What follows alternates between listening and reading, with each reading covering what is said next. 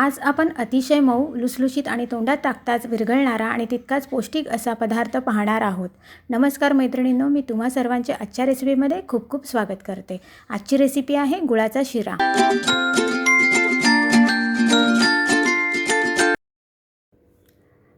हा मी बारीक रवा घेतला आहे, गूळ, ओलं खोबरं, वेलची जायफळची पूड, साजूक तूप, ड्रायफ्रूट्स, पाणी. शिरा बनवून घेण्यासाठी मी पहिल्यांदा कढई गरम करून घेते. कढई गरम झाली, त्यामध्ये आता आपण तूप घालून घेऊया.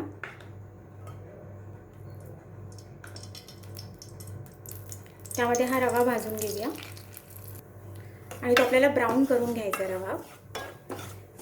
3 ते 4 मिनिटांमध्ये रवा चांगला ब्राऊन होऊन जातो. सतत परतत राहायचा आहे तो. बाजूला आपला रवा परतून होईपर्यंत जे आपण पाणी आणि गूळ घेतले त्याचा आपण एक पाक करून घेऊया.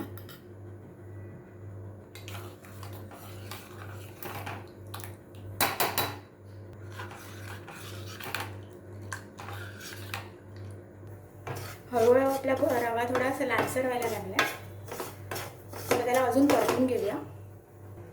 आता इतका आपला रवा गरम झाल्याच्या नंतर, म्हणजे चांगला भाजून झाल्याच्या नंतर, आता हे जे ड्रायफ्रूट्स आपण घेतले ते यामध्ये चांगले भाजून घेऊया रव्याबरोबरच, म्हणजे तेही जरा खाताना आपल्याला छान क्रिस्पी लागतील.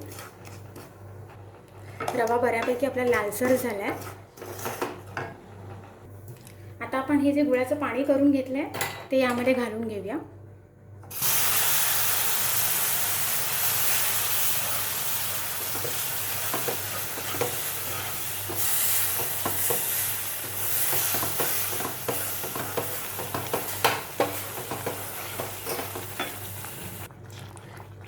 आणि आता झाकण लावून आपण त्याला 2 मिनिटं जरा ठेवून देऊया.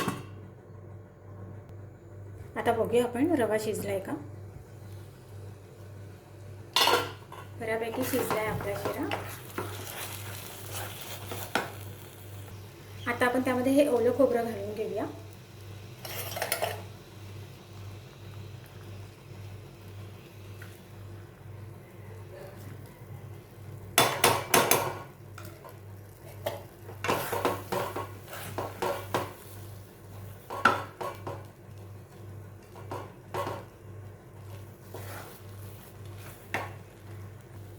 त्यामध्ये वेलची पूड घालूया. ही वेलची आणि जायफळ पूड आहे. आणि मिक्स करून घेऊया. आता लास्टला आपण हे परत एक थोडंसं तूप त्यामध्ये घालून 1 सेकंदासाठी झाकण लावून ठेवूया.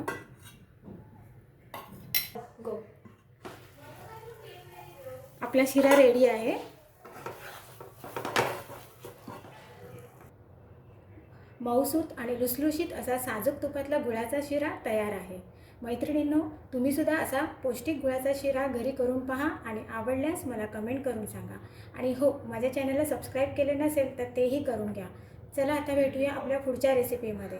तोपर्यंत बाय बाय.